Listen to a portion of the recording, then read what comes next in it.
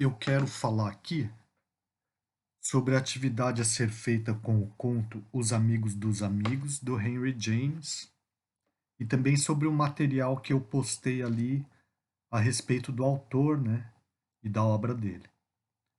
Então a atividade é a seguinte, ó.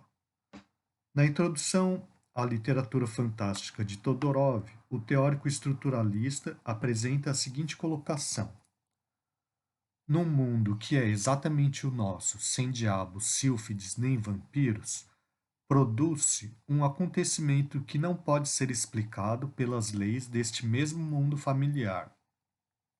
Aquele que o percebe deve optar por uma das duas soluções possíveis. Ou se trata de uma ilusão dos sentidos, de um produto da imaginação, e nesse caso as leis do mundo continuam a ser o que são, ou então o acontecimento realmente aconteceu, é parte integrante da realidade, mas nesse caso, esta realidade é regida por leis desconhecidas por nós. Então, essa é a definição do que é o fantástico na literatura, do Todorov, desse autor búlgaro Tzvetan Todorov.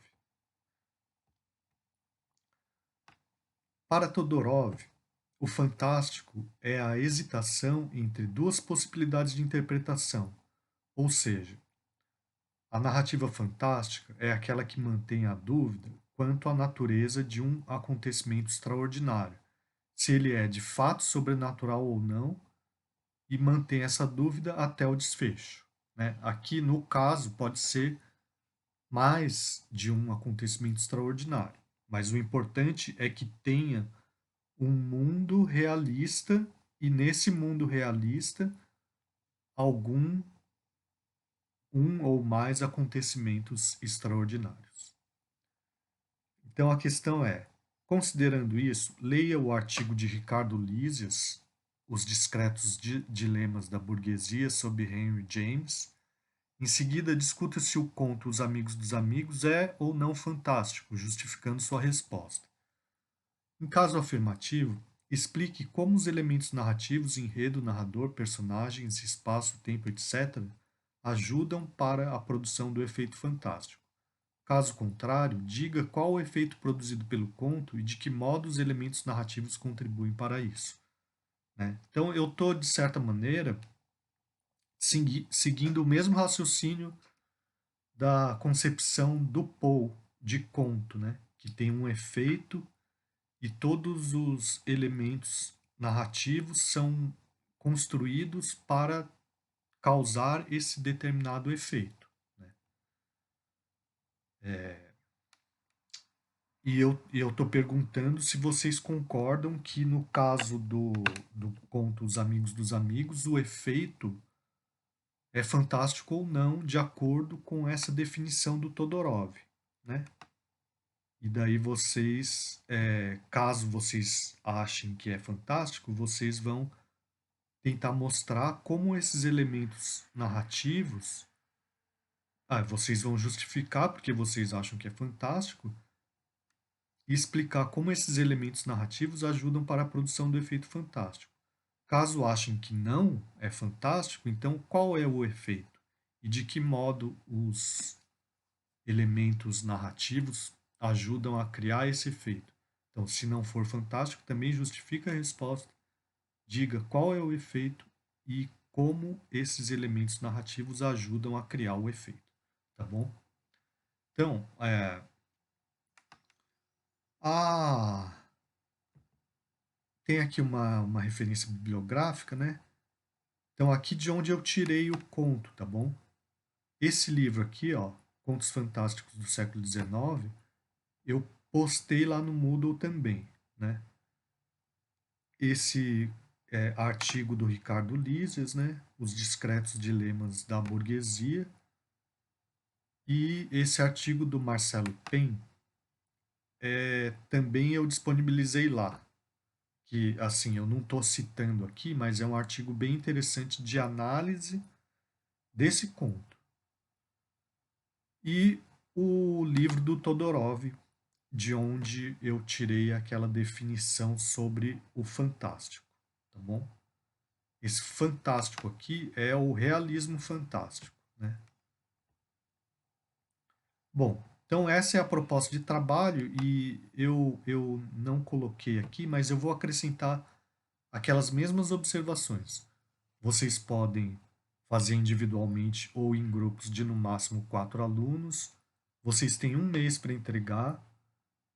Pode ser por escrito, áudio ou vídeo.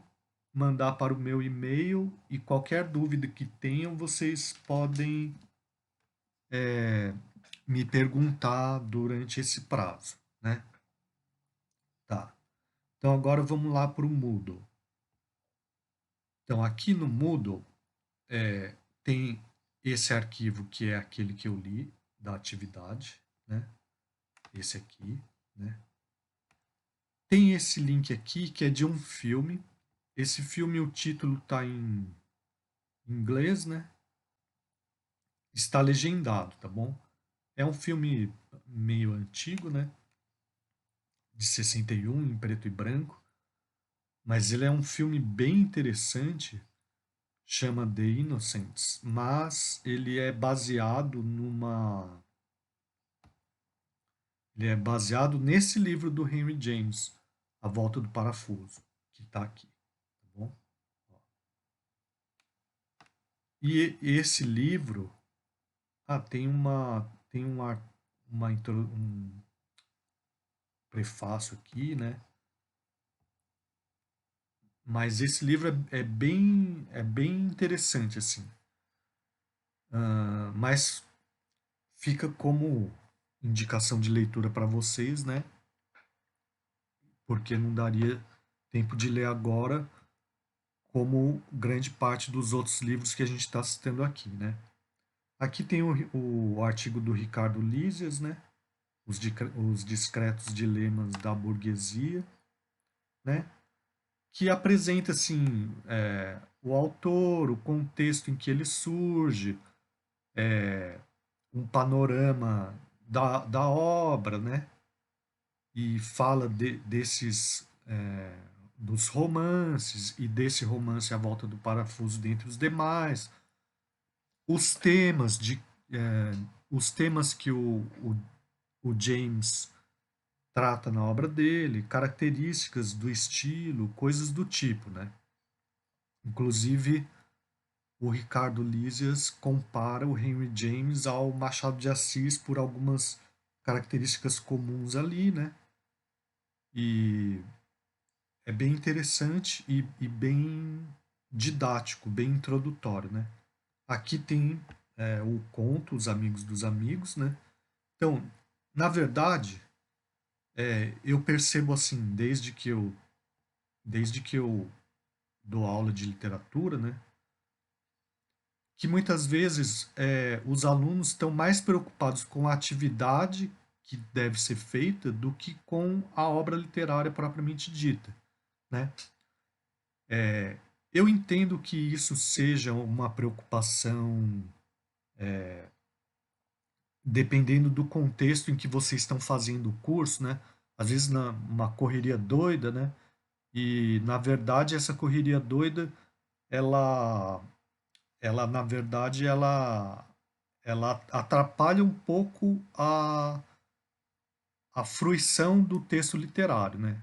Porque a literatura ela pressupõe que a gente esteja disponível para ler o texto, completamente atento e, né, para vencer as dificuldades, e também tem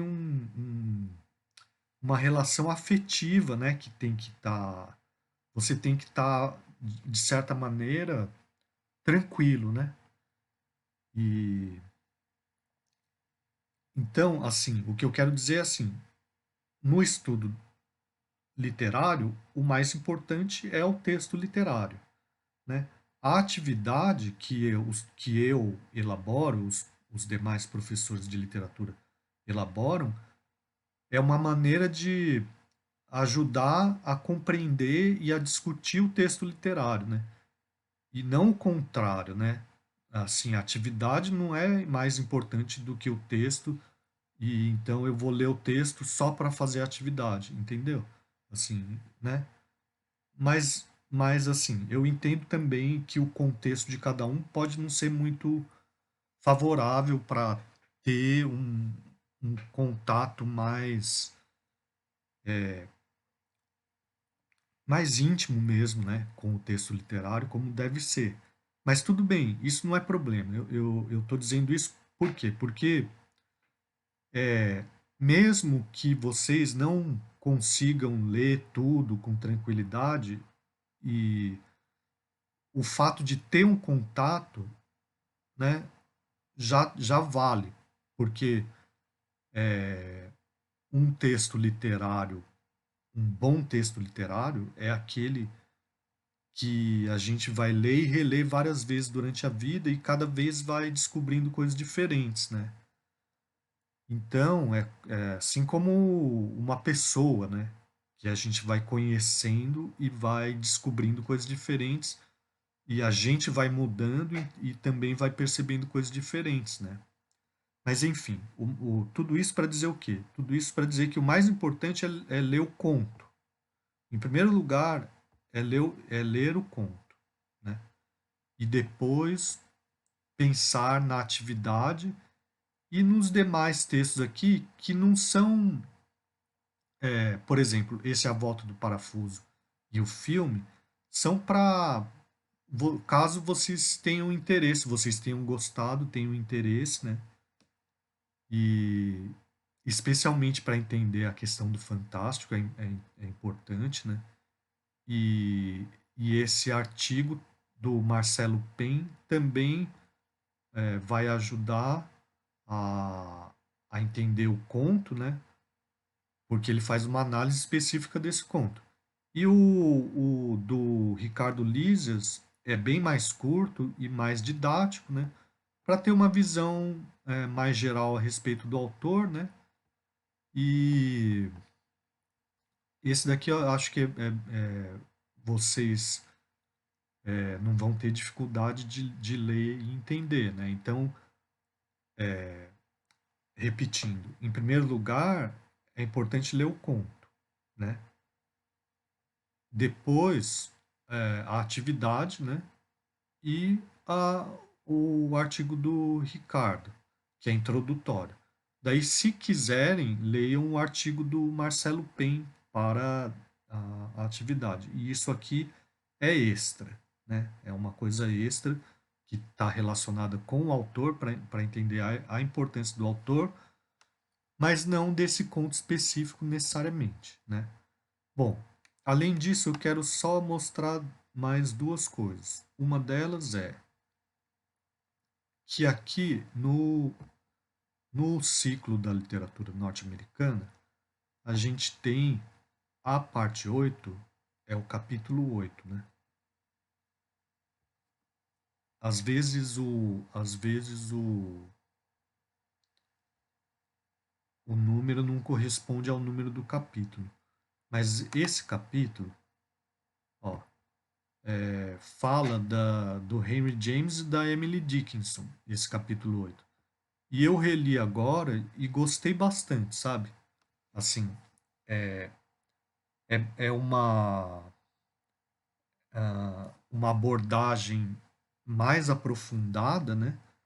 Das mais ou menos que tem as mesmas características, né? Os mesmos assuntos, vamos dizer assim, né? Do artigo do Ricardo Lises, né? Mas é esse daqui do Spiller, né? Do ciclo da literatura norte-americana, ele é mais aprofundado em vários aspectos, porque vai relacionar o autor, Henry James, com a literatura norte-americana como um todo, né? Então vai falar, por exemplo, que aqui eles estão num momento um pouco posterior à Guerra Civil, né? E existem alguns autores como Mark Twain e ele cita outros que buscam retratar o país a partir de aspectos externos, né? Ah, da vida mesmo que eles observam no país, né? Enquanto que esses autores, Henry James e Emily Dickinson, de certo modo, se voltam para a vida interior, né? Interior em que sentido? Os aspectos mais psicológicos, né? E uma coisa curiosa do Henry James é que ele viveu grande parte na Europa, né? E a Emily Dickinson, adiantando um pouco, porque é a próxima autora da qual a gente vai falar, né? Ela, ela viveu grande parte da vida dela enclausurada, assim, fechada em casa, né? Assim, não completamente, não que nem a gente na pandemia, mas assim, levou uma vida muito